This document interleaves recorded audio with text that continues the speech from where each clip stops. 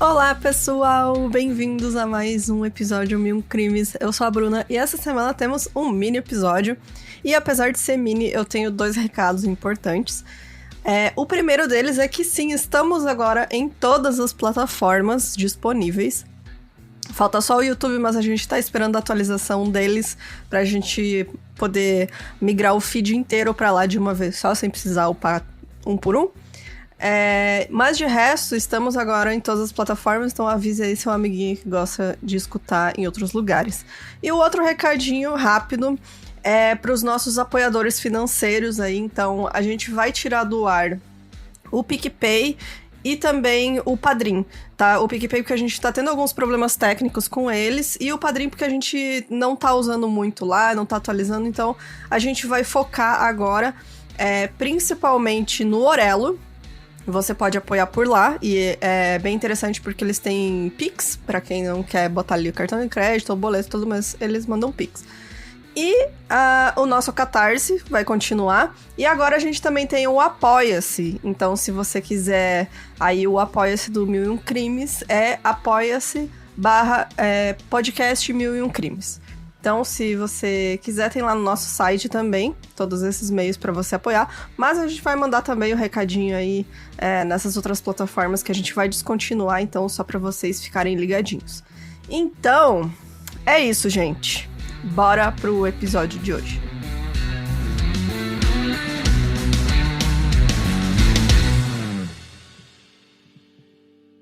A Mary, ela nasceu em 1768 em Azenby, na Inglaterra. Eu não consegui encontrar o nome de batismo dela e da família dela, então por enquanto chamaremos de Mary, até ela se casar. As poucas informações sobre a sua família e infância contam que o nome de seu pai era Harker e que ele tinha uma pequena fazenda onde a família morava e trabalhava. A Mary era uma criança muito esperta, e por volta dos 5 anos de idade, ela começou a perceber que ela conseguia, assim... Ela tinha um talento, só que era o talento da mentira. Ela mentia muito, inventava histórias mirabolantes, era muito fácil pra ela fazer essas coisas, assim, ela percebeu desde pequenininha. Então, a Mary, desde cedo, já tinha ali o tato pra maldade, vamos falar assim. Então, ela aprendeu a ler e escrever, e aos 13 anos ela saiu da casa dos pais para trabalhar como servente na cidade de Thirsk. Trabalhando nessa cidade, ela se meteu em algumas confusões, porque, né, a nossa amiga Mary também... Pessoas desde aquela época dizem que ela tinha uma compulsão com roubos, etc. Provavelmente ela era cleptomaníaca. Não quero diagnosticar aqui, mas, né, naquela época as pessoas não sabiam que isso existia. E até hoje, né, os estudiosos de hoje em dia... Olhando ali os registros da vida da Mary, dizem que ela pode ter essa compulsão aí, porque ela não precisava, sabe? Era aquele roubo pra roubar. Então, ela se mudou pra York aos 20 anos para trabalhar como costureira, porque ela se meteu em confusão lá em Thirsk. Só que, mais uma vez, ela foi obrigada a se mudar menos de 1 ano depois, porque ela foi pega pela patroa roubando algumas coisas que nem tinha valor. Então, daí a gente já vê que realmente não era por dinheiro, ela era pela emoção, né? Então... Por ter praticamente fugido ali de York, né? Ela não tinha muito dinheiro, objetos pessoais, quando ela chegou em Leeds. E durante algum tempo ela ficou sozinha e sem trabalho. Eventualmente, um conhecido da mãe dela conseguiu indicar ela para um trabalho em uma fábrica de mantas, onde ela ficou empregada por volta de 3 anos. E aí, durante esse tempo, ela começou a ganhar uma fama, assim. Ela começou a construir a imagem dela como sendo uma vidente e uma mulher muito sábia, que as pessoas poderiam recorrer para conselhos amorosos e conselhos sobre a vida. Ou seja, né, a Mary ali era esperta. Ela sabia que as pessoas... Era muito fácil de enganar as pessoas nessa época, né? Ela deve ter percebido isso. E aí ela começou a construir essa imagem dela como sendo ali uma mulher de dotes sobrenaturais. Então, em 1792, ela conheceu e se casou com um homem chamado John Bateman. Então, aí conhecemos a Mary Bateman. E o John, ele trabalhava construindo rodas para carroças. Até então, ele era um cara super normal. Apenas 2 meses depois do casamento, a Mary foi considerada culpada de inúmeras fraudes e roubos. E ela só não foi presa porque ela conseguiu convencer o John a se mudar com ela quando ficava evidente que ela seria pega. Então, quando ela percebia que as pessoas já estavam... peraí, fui enganada, essa mulher está me roubando, está tirando vantagem de mim. Ela fala pro marido dela, vamos dar no pé. E aí eles se mudavam. Então, os primeiros anos de casamento foram assim, com a Mary e o John se estabelecendo em uma cidade, apenas para passar alguns meses depois terem de se mudar, porque a Mary tinha cometido alguns furtos e enganado pessoas. Um desses golpes aconteceu depois de um grande incêndio na cidade de Leeds, quando, depois desse incêndio, a Mary foi de casa em casa num bairro para pedir doações em dinheiro e qualquer objeto de valor, né? Qualquer coisa que as pessoas pudessem doar para as famílias que perderam tudo no incêndio. Só que é claro que não era para essas famílias. O objetivo dela era embolsar tudo e ficar com o dinheiro, né? Então, esse foi um dos golpes aí mais famosos da Mary. Em 1799, o John foi chamado para o exército e aí a Mary precisou se sustentar sozinha. E agora ela já tinha um vasto repertório de golpes, fraudes, estratégias para ganhar dinheiro. Algo muito comum naquela época eram os profetas religiosos que alegavam ter sonhos e visões que eram enviados diretamente por Deus. Então, também era muito normal as pessoas pagarem para ver relíquias religiosas. Qualquer coisa. Chegava uma pessoa na cidade e falava, eu tenho um pedaço de osso de São Sebastião. E aí a pessoa pagava, sabe, era um pedaço de osso, sei lá, de boi. Ninguém sabia, mas, né, as pessoas pagavam. Então, tipo, era pedaço de osso, joia, objeto, roupa, qualquer coisa. Alguém alegava que tinha sido de algum santo ou de alguma figura religiosa. Mas, né, na verdade, ninguém sabia a origem. Tem muitas histórias do Santo Grau, né, que vem daí, essa lenda do Santo Grau. Foi assim que a Mary teve a ideia de... Ela é muito empreendedora, né, nossa amiga Mary. Ela criou a galinha profeta de Leeds. Por que não, né? Uma galinha profeta. Então, em 1806, ela alegava que ela tinha uma galinha que colocava ovos onde estava escrito a frase Cristo está vindo. Essa frase, na época, acreditava-se ser uma mensagem que ia preceder o fim dos tempos. Então, isso é uma galinha apocalíptica, né? Vamos colocar aqui na nossa imaginação que é uma galinha preta pra ficar mais apocalíptico aí no negócio. Então, qualquer pessoa poderia pagar 1 centavo, na época, né, que era dinheiro, pra poder ver de perto um dos 3 ovos da galinha profeta. Quando essa galinha foi retirada da Mary, ela, óbvio, parou de colocar esses ovos proféticos e foi descoberto depois que a Mary simplesmente pegava um ovo, pintava lá a frase e inseria o ovo novamente na galinha pra fingir que ela tinha colocado o ovo com a frase. Então, assim, nossa amiga Mary, muito, muito criativa, pena que para o mal. E aí, foi então que um casal procurou a ajuda da Mary, e era um casal, assim, como muitas pessoas na época, né, eles acreditavam em qualquer coisa, eram pessoas simples, assim, tinham alguma posse, mas, tipo, eles realmente não pensavam que podia ser algo ruim, né, então... Esse casal eram o William e a Rebecca Perigo. O sobrenome aí, fiquem atentos, estão em perigo. E eles estavam preocupados, porque a Rebecca tinha dores estranhas no peito, ela já tinha ido em um médico, e o médico falou pra ela que não tinha explicação pra aquilo, e por isso deveria ser algo sobrenatural. Então não dá pra culpar muito eles também de ter procurado a Mary, né? Eles foram indicados aí por uma parente deles também, que conhecia os trabalhos da Mary, que a Mary aí já tava muito famosa nessa época. Ela imediatamente diagnosticou a Rebecca como sendo vítima de um feitiço. E essa altura, né, ela já tinha uma fama consolidada de bruxa e feiticeira na cidade. Então, eles realmente acreditaram no que ela estava falando. Isso também porque a Mary, ela só não falava, ela era toda teatral, né? Ela tinha preparado tudo, essa fachada dela, né, de uma mulher poderosa e com poderes. Então... Não era só ela dizendo, ela falou assim, eu tenho um contato, vou entrar em contato com a senhora Blythe, que é uma oráculo muito poderosa que me ajuda a fazer meu trabalho.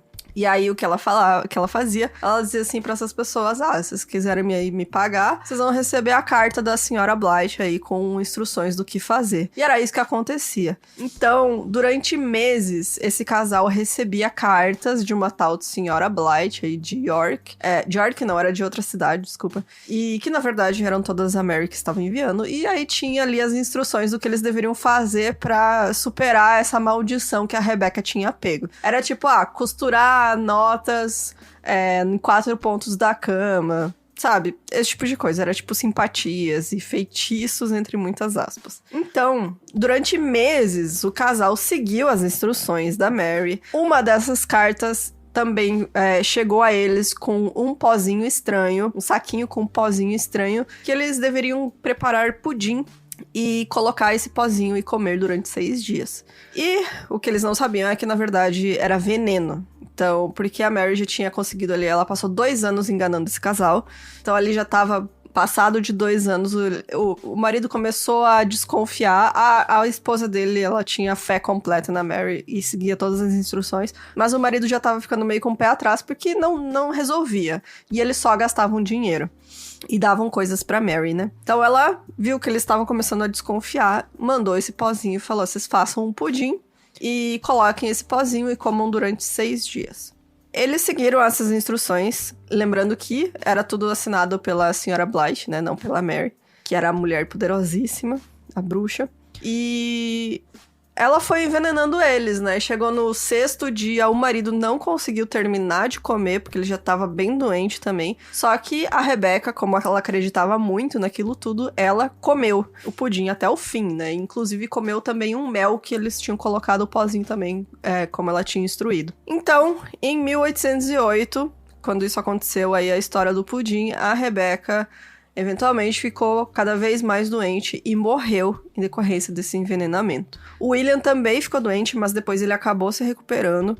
E aí, finalmente, ele percebeu, né, que eles tinham sido enganados realmente, porque um médico foi examinar o corpo da Rebecca e falou, sim, ela morreu envenenada. E temos também outra prova, porque um gato acabou de comer esse pudim que vocês tinham comido e também morreu. Então, né, não tem muito mistério aí. Então, em outubro daquele ano, o William finalmente acusou a Mary de ter matado a Rebecca envenenada. A Mary disse que era inocente, mas a sua fama de bruxa na cidade era bem conhecida. E aí, uma busca na casa dela, a polícia encontrou o veneno e também inúmeros objetos pessoais de diversas vítimas de seus golpes e trapaças, incluindo também muitas coisas do casal Perigo, né? Que o William falou, inclusive eu fui procurar o dinheiro que a gente tinha e o dinheiro tinha sumido, né? Porque a esposa, a Rebecca, tinha mandado pra Mary, sem ele saber. A Mary foi levada a julgamento, que logo virou uma sensação popular. As pessoas que tinham se consultado com ela, vítimas de seus golpes, gente curiosa que ficou sabendo que a bruxa vai ser julgada, né? Essas pessoas lotavam a rua em frente ao tribunal para acompanhar o que seria feito da bruxa de Yorkshire, como ela ficou conhecida. Mas, assim, é surpreendente que foi um julgamento até que justo, assim, pros padrões da época, né? E porque a gente imaginava, vão julgar uma mulher aí que ela mesma diz que tem poderes, né, vai ser um negócio absurdo. Não, ela realmente teve direito ali a um júri, a defesa, enfim, foi ok pra época. A acusação apresentou testemunhas, né, que incluíam o médico que examinou o corpo da Rebecca, as cartas que o casal recebia da suposta senhora Blythe, né, mas que todas eram escritas com a letra da Mary. E também tinham testemunhas de que a Mary tentou comprar arsênico em abril do ano anterior. A defesa da Mary era apenas negar todas essas acusações. O juiz, então, instruiu ao júri que para julgar a Mary era preciso primeiro esclarecer 3 pontos principais antes de declarar se ela era inocente ou culpada. Eu achei muito interessante isso, porque a gente tem essa ideia, né, de que nessa época era meio barbárie, assim, mas não, já estava estabelecido um sistema judicial, assim, mais justo. Judicial mais justo, né? Já estava estabelecido um sistema judicial com um pouco mais de normas, né? Então, esses pontos eram o seguinte: o primeiro é de que a Rebecca morreu envenenada. Eles tinham que determinar, né, essas coisas. Esclarecer esses pontos primeiro. O segundo, de que o veneno foi administrado com o conhecimento e instrução da Mary. E o terceiro, de que o propósito era matar a Rebecca, que não tinha sido um acidente. Ele também instruiu que, apesar de ter inúmeras comprovações de golpes e fraudes, isso não significava que a Mary tinha sido capaz de cometer um crime tão grave quanto o assassinato. Ela não estava sendo julgada pelos seus golpes. Ela estava sendo julgada por um assassinato. Então eu achei isso muito interessante também. O júri deliberou, não por muito tempo, e eles chegaram ao veredito de culpada.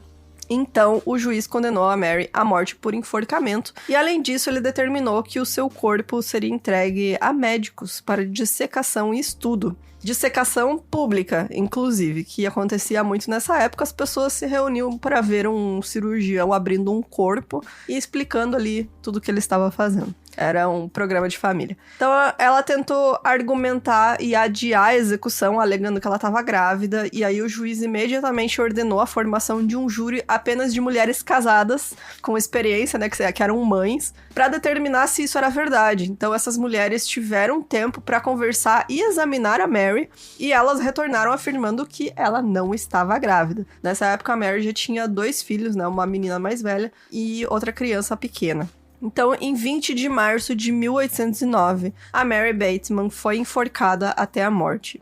Depois, o seu corpo foi levado até a Leeds General Infirmary, que era o maior hospital universitário da cidade. E durante 3 dias, o cirurgião William Hay realizou a dissecação do corpo da Mary. E a cada dia, um público diferente podia se reunir para assistir a esse espetáculo. No primeiro dia, eram estudantes de medicina que pagavam para ver, né, para estudar ali o William Hay, porque ele dava uma aula realmente de anatomia. No segundo dia, cerca de 100 ingressos estavam disponíveis para cavalheiros, que eram, né, homens profissionais, trabalhadores de Leeds, que pagavam 5 guinéis para assistir. E no terceiro dia, as mulheres puderam comprar ingresso diário para assistir às palestras do William Hay sobre o corpo. E, além disso, né, várias partes do corpo dela foram usadas para várias coisas e distribuídas pelo mundo. Inclusive, tiras da pele dela foram curtidas em couro e vendidas como amuletos mágicos para afastar os maus espíritos. Afinal, as pessoas acreditavam realmente que ela tinha poderes místicos. A ponta da sua língua foi recolhida pelo chefe da prisão de Ripon. E a sua pele também foi usada para encadernar 2 livros da biblioteca de Maxburgh House. Esses livros desapareceram em meados do século XIX, foram perdidos e nunca mais foram encontrados. O esqueleto quase completo da Mary permaneceu em exibição no Museu Médico Thackeray até 2015, quando então foi movido para a Universidade de Leeds, onde você pode visitá-lo se você quiser. Está lá, o esqueleto tem a cabeça dela, o tórax, um braço, não tem as pernas, né? Tem a espinha dorsal e tal. Então, se você quiser ir lá visitar o esqueleto da Mary, e tem do lado um cartaz gigante chamando ela, né? A bruxa, contando a história dela. A bruxa de Yorkshire. Junto com esse esqueleto tem também como se fosse uma escultura de como seria o rosto dela, porque a gente não tem fotos, né? Daquela época não tinha foto, só tinha desenhos, né? Que saíam nos jornais. Mas a BBC fez um programa sobre a Mary, que tinha incluindo aí uma pessoa que era descendente dela, uma mulher chamada Tracy Whittaker, e eles pegaram o crânio, né, que tá lá em exibição, e fizeram eles escanearam a laser para fazer uma reconstrução de como seria o rosto dela. Então ela, tipo, essa máscara mortuária, né, tipo, o rosto dela ali em escultura, tá junto com o esqueletinho dela. Eu vou colocar essa imagem no nosso Discord e também aqui na imagem do episódio, se vocês quiserem dar uma olhada. E é isso, saiu em 2001. Esse é um episódio de um programa da BBC que chama The People Detective, que é o episódio 1, chama Bruxa, pra quem quiser dar uma olhada. E, assim, a história da Mary é magnífica, assim, tipo, as pessoas realmente ficaram interessadas na história dela logo depois que ela foi executada, assim, 2 anos depois que ela foi executada, já tinha livro sobre a história de vida dela, assim, as pessoas realmente tinham muito interesse sobre essa história, e esse livro teve várias reedições, assim, 10 anos depois, já tinha sido lançado dezenas de vezes. Mas é isso, gente, espero que vocês tenham curtido. Se você quiser deixar sugestão pra gente de episódio, pode mandar no e-mail milcrimes@gmail.com. Manda comentários por lá também, que a gente gosta muito de ler e-mails aí com os comentários e feedbacks de vocês. Se você tiver uma historinha pra contar, manda pro milmedinhos@gmail.com. E se você quiser aí nos apoiar, que a gente tá precisando mais do que nunca, acima de R$15 mensais você tem acesso às gravações do episódio principal no nosso Discord. Então entra lá no nosso site, tem todos os sites disponíveis pra você apoiar. Tá bom? Beijos, até semana que vem. Tchau, tchau.